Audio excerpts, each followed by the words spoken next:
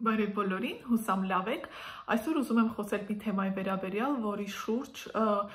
օր չի անցնում, որ ես նամակ չստանամ կամ չկարդամ այդպիսի մի պատմություն։ Այսօր ուզում եմ խոսել այն մասին, թե ինչպես Մեքսիկայի միջոցով մարդիկ գալիս են եւ հանձնվում Միացյալ Նահանգներ։ Երկար ժամանակ ես այս մասին նյութ չէի պատրաստում, թեպետ հասկանում եի, որ մարդկանց շատ հետաքրքիր է միայն մեկ պատճառով, քանի որ իմ բոլոր տեսանյութերում ես պատմում եմ այն թեմայի մասին, որը ես ինքս փորձառություն ունեմ, կամ ես հավաստի տերապետում եմ տեղեկությունների եւ երբեք չեմ տալիս մի բան, որը հիմնված է միֆերի եւ առասպելների վրա, ինձ համար շատ կարեւոր էր, որ ես կարողանայի խոսել մի մարդու հետ, ով անցել է այս ամբողջ ուղին եւ ով կկարողանար ինձ բացատրել, թե ինչպես է ամբողջ process-ը տեղի ունենում, որոնք են այդ դժվարությունները, ինչ պետք է հաղթահարել, որոնք են այդ միֆերը, որոնք կապված են այս process-ի հետ։ Եվ միայն խոսելուց հետո ես հասկացա, որ ես կարող եմ ուղղակի պատմել այդ մարդու փորձառության մասին, եւ դուք ինքներդ արդեն որոշեք, արդյոք այն ձեզ համար է, թե չէ, դուք պատրաստ եք անցնել այդ ճանապարհը, թե չէ։ Ուզում եմ ասել, որ այս տեսանյութը որևէ ինստրուկցիա չի, իրավաբանական խորհուրդ չի, որևէ բան չի պարունակում իր մեջ, ես պարզապես կիսվում եմ այդ մարդու փորձով, որը անցել է այդ ամբողջ ուղին եւ ուղղակի համաձայնեց պատմել այդ մասին։ Անպայման բաժանորդագրվեք, որպեսզի տեսանյութը միջև վերջ դիտեք։ Ուրեմն ինչպես է այդ ամբողջ process-ը տեղի ունենում։ Որպեսզի մուտք գործեք Մեքսիկա, դուք պետք է ունենաք կամ Մեքսիկայի վիզա, կամ որպես փոխարինիչ Շենգեն վիզա, Միացյալ Թագավորության վիզա եւ նահանգների վիզա։ Եթե դուք ունեք այս 3 վիզաներից որևէ մեկը, ապա դրանց օգնությամբ կարող եք մուտք գործել Մեքսիկա։ Եթե չունեք, ապա պետք է անպայման ստանաք Մեքսիկայի վիզա։ Ինձ ասացին, որ հայկական անձնագրով Մեքսիկայի վիզա ստանալ արդեն գրեթե անհնար է, որովհետև այնտեղ էլ արդեն շատ լավ հասկացել են, թե ինչի են հայերը այդքան ցանկանում Մեքսիկա հայտնվել։ Մեքսիկայի վիզան հնարավոր է ստանալ միայն Մոսկվայից, եւ ես ինչպես հասկացա, մեր հնարամիտ հայերը գտել են նաեւ դրա տեսակը եւ հանում են ռուսական անձնագիր, որից հետո հնարավոր է լինում ստանալ Մեքսիկայի անձնագիրը։ Վիզա ներողություն։ Ուրեմն ստանալուց հետո, երբ որ դուք գալիս եք Մեքսիկա,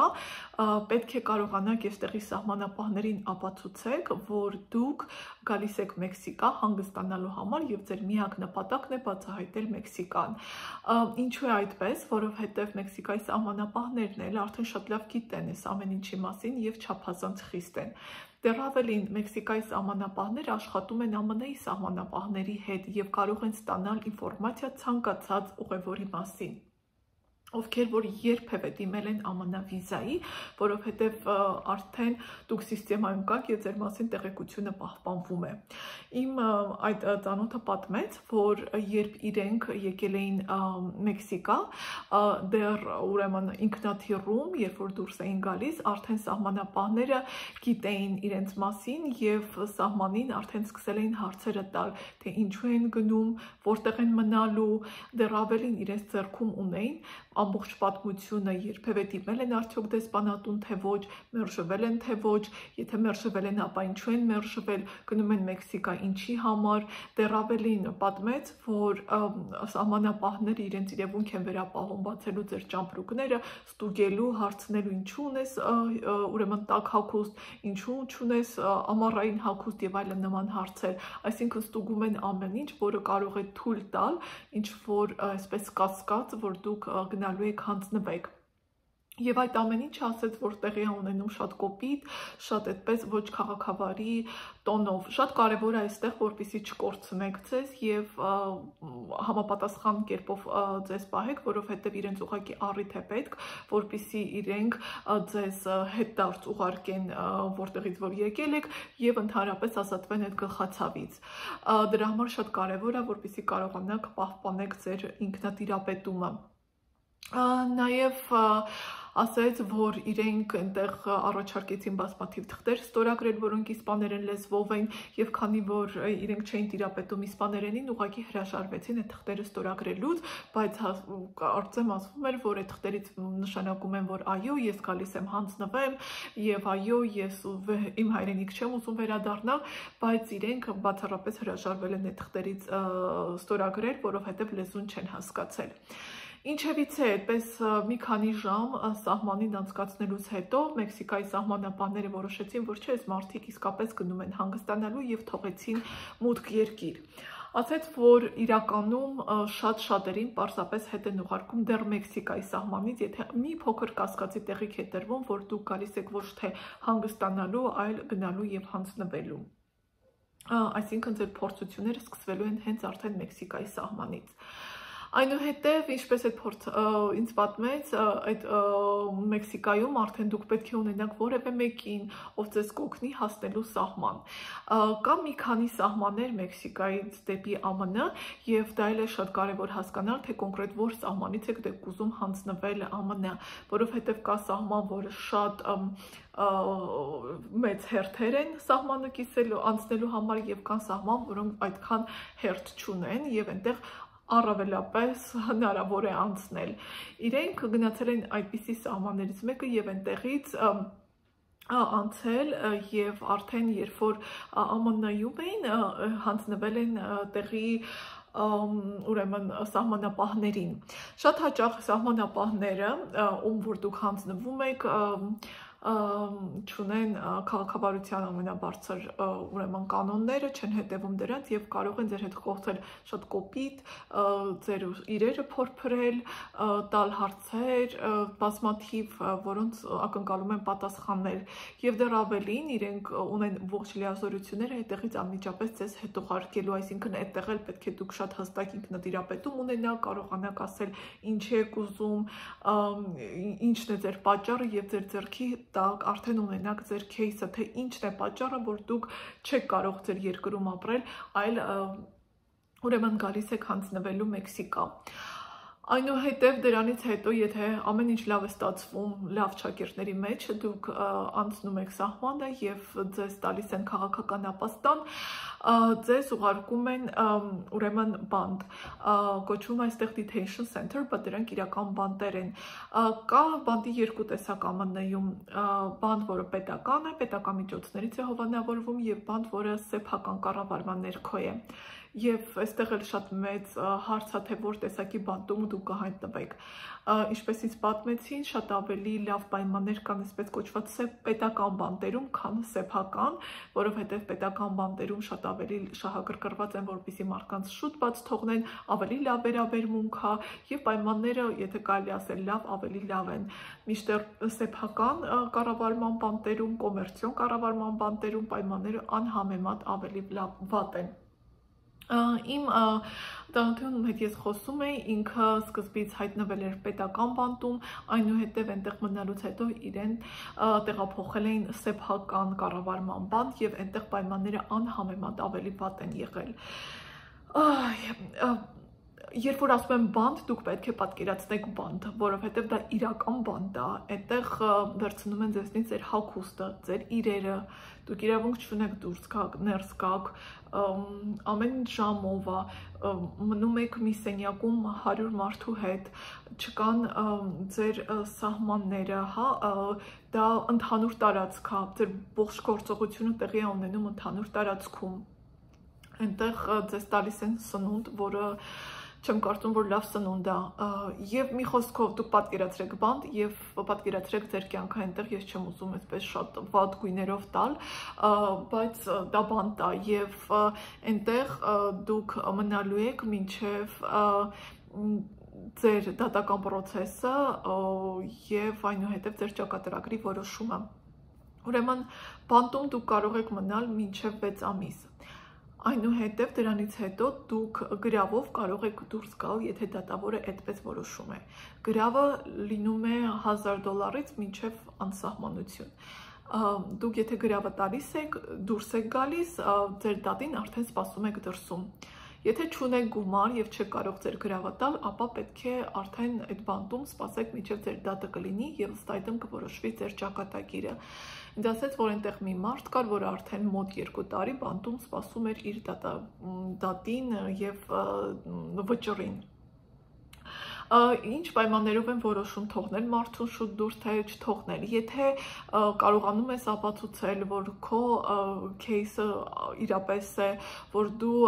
ունես կրթություն, դու այսպես նորմալ մարդ ես, որևէ վտանգ չես ներկայացնում հասարակությանը եւ կարող ես օգուտ բերել այդ հասարակությանը, ապա հավանականությունը, որ ձեզ ավելի շուտ բաց կթողնեն, այդ բանտից ավելի բարձր է, քան եթե դու չես կարողանում այդ ամեն ինչը ապացուցել։ Եթե չես կարողանում, ապա դու ստիպված ես բանտում սպասել քո դատայի վճռին։ Դատա հենց բանտի ներսում տեղի են ունենում դատավճիռները, որոնց ընթացքում որոշվում է տվյալ մարդու ճակատագիրը, արդյոք իրեն թույլ են տալիս մնալ ԱՄՆ-ում, թե իրեն ուղղակի դեպորտ են անում, որովհետև իր кейսը չունի բավարար հիմքեր։ Այդ кейսը պետք է շատ ուշադիր պատրաստել եւ լինել պետք է լինի փաստերով լեցուն, իսկապես այսպես շատ լուրջ բան պետք է լինի, որովհետեւ դա ձեր տարիների հետ միշտ ձեր հետ ալինելու եւ դուք պետք է դատարանում կարողանաք ապացուցել, որ դուք իրապես հիմնավոր պատճառ ունեք ձեր երկիր չգնալու, որովհետեւ եթե չկարողացաք ապացուցել, ապա ձեզ հետ կուղարկեն երկիր։ Չեք կարող դուք տնտեսական պատճառներով գալ ԱՄՆ, չեք կարող ասել ես չեմ կարողանում Հայաստանում փող աշխատել, դրա համար գալիս եմ ԱՄՆ, շատ հիմնավոր պատճառ պետք է լինի դրա համար, դա պետք է կյանքին վտանգ սպառնա։ Ինչևից է բանտում այդպես մնալուց հետո, որը բանտ է եւ բանտի կյանք է, դուք պատկերացրեք, թե ինչ այդտեղ կատարվում, ինչպիսի մարդկանց հետ եք լինելու այնտեղ, ինչ պայմաններ են, որտեղ դուք նաեւ պետք է աշխատեք, որովհետև այդպես է բանտի դրվածքը, ասեց, որ այնտեղ տալիս էին ժամը $1 այդ աշխատանքի համար, ենթադրենք ձեզ մի քանի ամիս անց հնարավորություն են տալիս գրավի դիմաց դուրս գալ։ Երբ որ դուք մուտք եք գործում, սահմանի վրա հանձնվում եք եւ ձեզ ներս բաց են թողում, դուք պետք է անպայման ունենաք սպոնսոր, որը կասի, որ հա ես այս մարդուն տեր եմ կանգնում, մինչեւ ամեն ինչ իր կյանքում կարողանա լավ լինի։ Եթե դուք չունեք այդ սպոնսորը, դա խնդրեմ է, որովհետեւ ԱՄՆ-ի կառավարությունը կասի, իսկ այդ դեպքում ով է քեզ սպահելու, կառավարությունը, պետությունը, չէ, դա մեզ ձեռ չի տալի, դրա համար պետք է անպայման դուք ունենաք մեկին, ով կհամաձայնի լինել ձեր սպոնսորը։ Ենթադրենք դուք ունեք այդ սպոնսոր, ունեք մարդ, որը պատրաստ է ձեզ օգնել, դուք դուրս եք գալիս եւ դրանից հետո, մինչ դուք սպասում եք ձեր դատին, ձեզ տրվում է ժամանակի ընթացքում գալիս է աշխատանքի իրավունքը եւ սոցիալական համարը եւ արդեն կարող եք սկսել աշխատել եւ կարգավորել ձեր կյանքը ու սպասել ձեր դատին։ Երբ որ բանտից դուրս եք գալիս, լինում է այնպես, որ նաեւ ձեր ոտքին այդ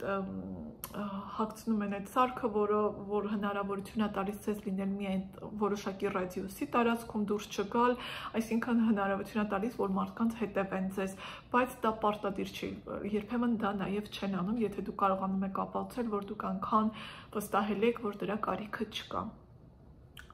Ենթադրենք ամեն ինչ լավ եղավ եւ դու կարողացաք ապացուցել, բանտում մնացիք եւ վերջապես դուրս եկաք, այստեղ արդեն տրվում է եւ դուք սկսում եք քիչ թե շատ ձեր կյանքը կարգավորել։ Բայց դատական process-ը գնալու է, այնպես չի, որ դուք ստացաք ձեր աշխատանքի իրավունքը եւ վերջ, դուք всё արդեն հանգիստ կարող եք ապրել, բացարձակ այդպես չի։ Ձեր process-ը գնում է եւ դուք պետք է ներկայանաք դատերին, դուք պետք է շարունակաբար այդ գործի մեջ լինեք, պետք է կարողանաք ապացուցել։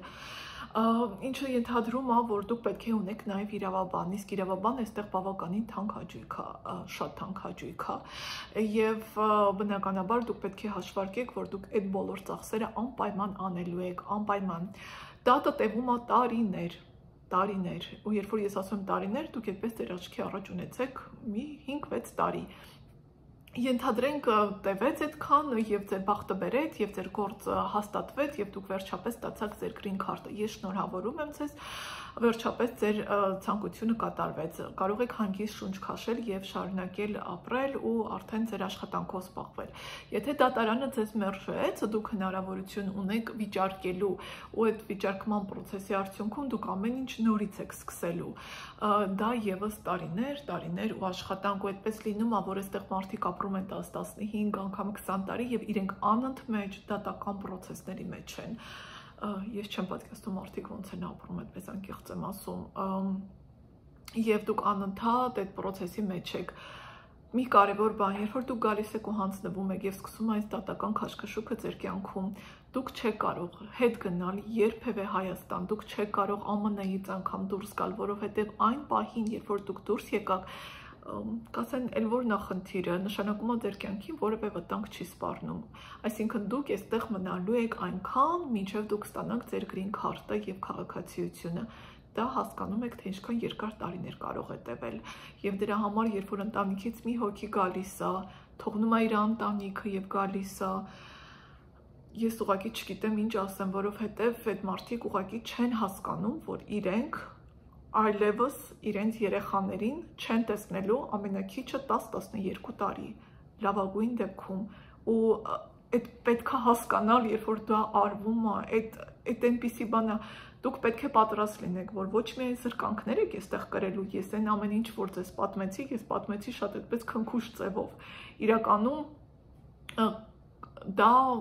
անմարդկային պայմաններ են, դուք այնտեղ ապրելու եք, այնուհետև, երբ որ ձեր բախտը բերես, դուք դուրս եկաք, դուք պետք է սկսեք զրոյից,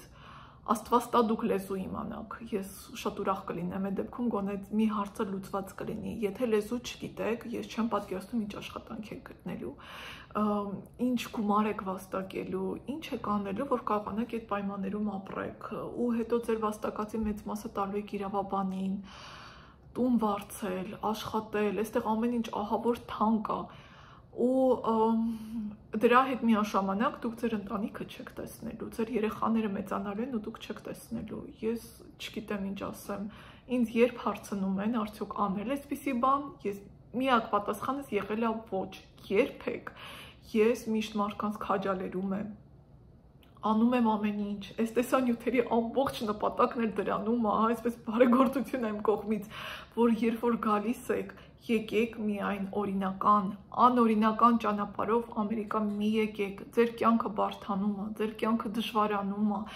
ձեզ թվում է Հայաստանում կյանքը շատ վատ է եւ գուցե այդպես է, ես ոչինչ չունեմ ասելու, բայց երբ որ դուք գալիս եք այսպիսի պայմաններում, սկսում եք այստեղ ապրել, ես ձեր վստահեցնում եմ, ձեր կյանքը ավելի վատ է լինելու։ Հայաստանում դուք գոնե ունեք ձեր թիմ, ձեր ընտանիքը, որը ձեզ կարող է աջակցել, ձեր հարևանները, որոնց կարող եք մոտենալ, մարդիկ, ովքեր խոսում են ձեզ հետ մի լեզվով, որտեղ դուք գիտեք ինչը ոնց է արվում, որտեղ դուք գիտեք որտեղից ոնց մի կետ հասնել, հասկանում եք, դուք ձեր տանն եք, դժվար կյանքով, բայց դուք ձեր տանն եք եւ դուք գալիս եք այստեղ ու ոչ միայն դուք չունեք որևէ փաստաթուղթ, ունեք ինչ-որ հորինված case, իսկ դա 99.999% հորինված case է, եւ ոչ միայն պետք է օտար լեզվով այստեղ հաղորդակցվեք, ապացուցեք դատարանում, որ ձեր case իրական է, կտրվեք ընտանիքից, աշխատեք ինչ-որ կոպեկներով, եւ ես ասում եմ, որ ենթադրելով, որ դուք աշխատել եք օրինական տեղ եւ անելու եք օրինական աշխատանք, ես չեմ էլ ուզում մտածեմ այն բանի մասին, որ այստեղ մարդիկ գալիս են ու մտնում են ինչ-որ մախինացիաների մեջ, ես նույնիսկ չեմ էլ քննարկում այդ թեման, որովհետեւ դա արդեն մի այլ խնդրեմ է, ենթադրենք դուք գալիս եք եւ իսկապես օրինական աշխատանք եք կատարում, ինչքան պետք է վարձատրվի, որպեսզի կարողանաք այդ ամեն ինչը անել, օգնել ձեր ընտանիքը, ոտի կանգնել եւ ամենը։ Եվ ես դեռ չեմ ասում այն հոգեկան տառապանքների մասին, որ մարդը ունենում է լինելով հեռու, նոր տեղ, որտեղ ոչինչ չի ճանաչում, ամեն ինչ նոր է, չունի որևէ աջակցություն, օգնություն եւ պետք է այդ ամեն ինչը ինքը ինքնուրույն գլուխ հանի եւ կարողանա ոտքի կանգնել։ Չգիտեմ, ես իսկապես այսպես խորհուրդ եմ տալիս մի արեք այդպիսի բան, մանավանդ այդքան տասնյակ հազարավոր դոլարներ եք ծախսում, այդ գումարը ներդրեք մի ուրիշ բանում, փորձեք ուրիշ ճանապարհը գտնել ձեր կյանքը բարելավելու, որովհետև ես ձեզ վստահեցնում եմ, սա լավագույն տարբերակը չի, սա վատագույն տարբերակն է,